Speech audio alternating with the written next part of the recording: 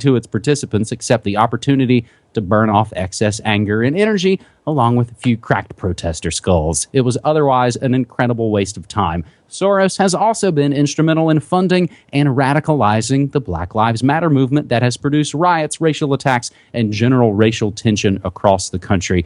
We can include some of the other articles from this leaked Soros memo. Refugee crisis is the new normal and gives new opportunities for global influence. James, as I noted, these are kind of developing stories. What do we make of all of this? Because as we've noted now for many, many years, and I think as Webster Tarpley coined the phrase, it's virtual flag terrorism. There's no real way to exactly know who's doing what to who. That's true. I think we can get caught up more on the who's doing it rather than what is being revealed. And that's the entire strategy with the DNC leak, is to go, oh, it's Russian hackers. So don't look at any of the actual material here. Don't look at the things that we're actually doing behind the scenes because it's Russians. And that's the strategy they're trying. That's not the important part of this story. In fact, even for people... especially for people who know, for example, from episode 113 of the Corbett Report, Meet George Soros, know about Soros and all the shady stuff that he's involved in. It's tempting to take this and just dismiss it as, nothing. We already knew all of this kind of, dismissal. I think it's more important than that. The point here is that it is 100% open and established that people like Soros and groups like the Open Society Foundation are pulling strings and are pushing levers and trying to get you to react with rage, trying to pit you against your neighbor, trying to make you hate, that person down the street, rather than looking at people like the Soroses of the world. The question is, how are you going to respond to that? Are you going to play into that? Are you going to get into the rage cycle of the damn refugees and Black Lives Matter protesters and those are the enemies? No, the enemies are the ones who are making this happen at the top. That is what we have to keep in mind. And the only way to win their rigged game is not to play it. Do not give in to the dissension and the strife, because they want you rioting on the streets. They want the rage. They grow in power with the rage. So don't give in to it. Do not give them that. Instead, focus your energy against the Soroses and his ilk. Those are the real enemies. And I think a lot of this rage, and again, it doesn't kind of turn on overnight. It's a slow kind of building thing. A lot of it has been built by, I think, the cognitive dissonance, that hurt in your stomach from trying to make sense of looking around at a world that does not really make sense anymore. The stories don't make sense, even from a logical, like beginning, middle, and end kind of story structure kind of way. And I think that's led to a lot of what we're seeing. So there's a comment, and again, everything we say and play will be included in the show notes down below. So please follow that and do more research and comment and share. And that's how, again, we kind of learn our way forward, like our buddy Richard Grove says. But I think where a lot of this comes from is none of it makes sense, and everything does seem so crazy. There's a comment on the Activist Post story about Hack Proof's dissident groups and movements funded by Forrest that kind of notes we're in the twilight zone. We're in a strange spot where Soros funds the legalization of marijuana, which is ultimately a massive peaceful movement, and then he funds violent movements as well. It's all these things that don't seem to make sense, which gets at the fundamental part, I think, James, of they fund both sides. That's a pithy, small way to put it, but that's really what's going on. They fund both sides to kind of foment their order out of that chaos. So things are really kind of crazy here in the States right now. Cities quite literally on fire, and America's next top president can't stand up for falling down. So we'll include the link to your older episode as well, James, Meet George Soros, as we move to our second story this week on the hacks that never end. And we take a story from Business Insider. Shadow brokers claim NSA hack and share some high-tech hacking tools. Cybersecurity experts are searching for answers after an unidentified group claimed on Monday to have hacked into Equation Group, an elite cyber attack group associated with the NSA. The shadow brokers claimed in a post on Tumblr to have hacked Equation Group and say they're holding an auction to sell off the cyber weapons they were able to steal. Shadow brokers have provided samples of files free to access to prove their legitimacy. Now, Business Insider actually goes on to say, we didn't actually post any of this because it might put them in a damaging situation.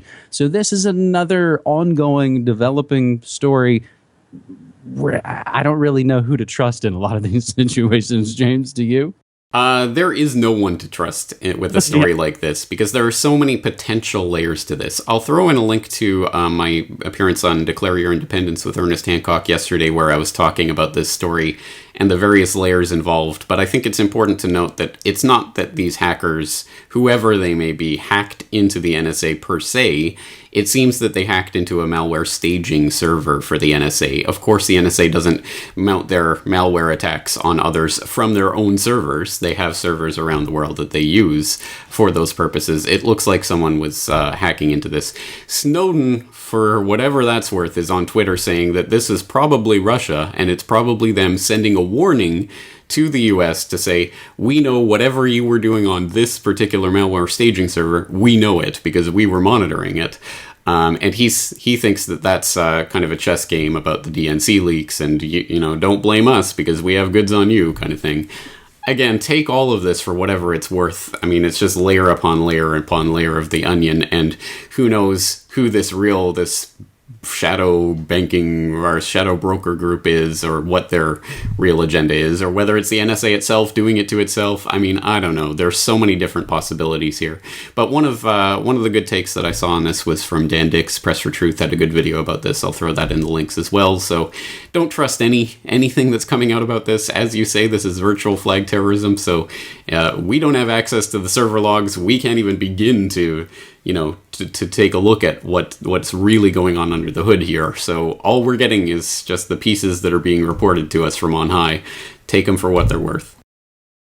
You mentioned Hancock, and I actually, as you were talking, I think of Hitchcock as we're looking at a lot of these things. So you're sort of saying the who and how they did it and all those things are possibly the red herring of all of it, and that ultimately the story is really about what is contained in the files, and the legitimacy of those has never really been put into question. We don't question any of the things that now we know. Soros funds all these organizations. Now we know all the stuff about Hillary, all the other groups.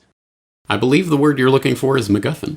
MacGuffin. I already just typed it out. It's a MacGuffin. So like the Spike Lee film Inside Man from several years ago, the MacGuffin in a way in that movie is it's all about this bank robbery, and it's a big, cool bank robbery movie. But when it ultimately turns out the whole movie is about, I think, Nazi credentials hidden away in banks, and that the information is the real thing, and that the jewels in the bank robbery are just the show to kind of keep everybody, including the police, including the people, and everybody distracted. Now, James, you knew that word MacGuffin. Have you done shows or talks about that? I haven't, but I am a Hitchcock fan.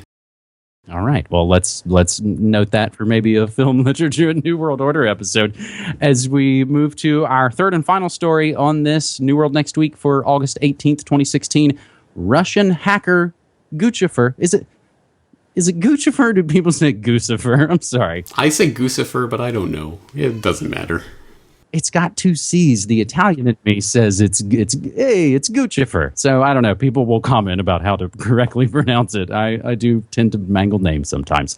Russian hacker Guccifer 2.0 publishes complete personal information of 200 congressional Democrats, and he gets his Twitter account suspended for a little bit. The Twitter account of Guccifer 2.0, the hacker who claimed responsibility for leaking a trove of Democratic National Committee documents, was suspended less than 24 hours after dumping fresh DNC data. Last Friday, the hacker wrote a blog post taking credit for a fresh leak from the Democratic Congressional Campaign Committee. That's the DCCC link, so you need kind of a spreadsheet to follow along. He published an Excel spreadsheet containing the mobile phone numbers and email addresses of every Democrat in the House of Representatives, as well as passwords to DCCC files to substantiate his claim. The hacker, who had actively been using Twitter to publicize his leaks, has since had his account suspended, but it's been reinstated. You can go to it right now and see that he's retweeting and doing all the normal Twitter things. Enter another character onto this drama. WikiLeaks claimed that the suspension was related to the publication of the DCCC documents. And again, we don't really know who to believe anymore. whether or not this is Guccifer or Guccifer, or whether he's Russian or what, James? Look, here's the thing about this. He's running a WordPress.com site. He's on Twitter. You know, I mean, it's not like the NSA can't bring to bear their multi-gajillion dollar, tech, spying tech to find out who this guy is and where he is and, nab him. If they really wanted to. That's the thing about this. Who is allowed to leak, and what are they allowed to leak, and why are they allowed to leak it? Because it has to be seen in that context, especially when the NSA is the internet and the internet is the NSA. They know where this guy is, and they can shut him down at any time. And clearly, like Twitter, they shut him down for a little while, but okay, you can keep going, keep leaking. I mean, either, it doesn't even necessarily mean that whoever this Guccifer is, maybe it could be a real person who really believes that they're really leaking, but if you're being allowed to leak this stuff, that puts it in a different game, because clearly there's someone upstairs who's not unhappy with what you're doing, and we have to think about why that is, and what is the end purpose of all of this, and does it just serve to fan the flames of the Summer of Rage? It definitely does that, and that's I think a thing to remember sort of too. In the gaming world and all those certain areas, we hear those stories about swatting, about sending SWAT team to someone's house on false pretenses. The people who do that are busted immediately. Anytime people try and do any sort of tech crime, you see nothing but those stories in all your local news. But somehow, some way, the most wanted people in the world, terrorists and hackers, are able to just willy-nilly do what they want on tools that we know, again, they created and they put backdoors in. So that's the thing to think about. Again, before we go freak out and yell and scream about who's on what side, I kind of think a good one to always go back to is the capitalist conspiracy, the old G. Edward Griffin film strip that kind of gets into the strategy of tension. And it is Wall Street essentially funding both sides, whether those are the Bolsheviks or the Allies or Black Lives Matter or alt-right whatevers. James, there is a little bit of good news, I suppose. The latest episode of Good News Next Week, I had taken a couple of weeks off because we had been out of town, and honestly, not a hell of a lot of good news to go over. So this latest episode of Good News Next Week is kind of a double-sized and has probably twice the amount of stories we would typically cover. It's called Little Free Pantries on Your Sidewalk Give Shelf-Stable Help. It's sort of about the growing movement of little free libraries or community fridges in places. Also, Ireland jails banksters and Canada frees patsies on that Good News Next Week episode. James, the only other thing I will mention is not even a hashtag New World Next Week story, although you can pretty much be up to date on everything going on in the world using that hashtag. One last article, I think, that kind of points out, again, the Twilight Zone crazy world that we're in. The musical question is asked, who got us into these endless wars? And the answer from Pat Buchanan is the Council on Foreign Relations. We'll include that article, and again, everything that we say will be included in the show notes for these episodes. James? You could say a lot about the times we're living through, but you can't say they're boring. Well, anyway, we are documenting them. Thank you again for the stories. Talk to you again next week. All right, man. Thanks.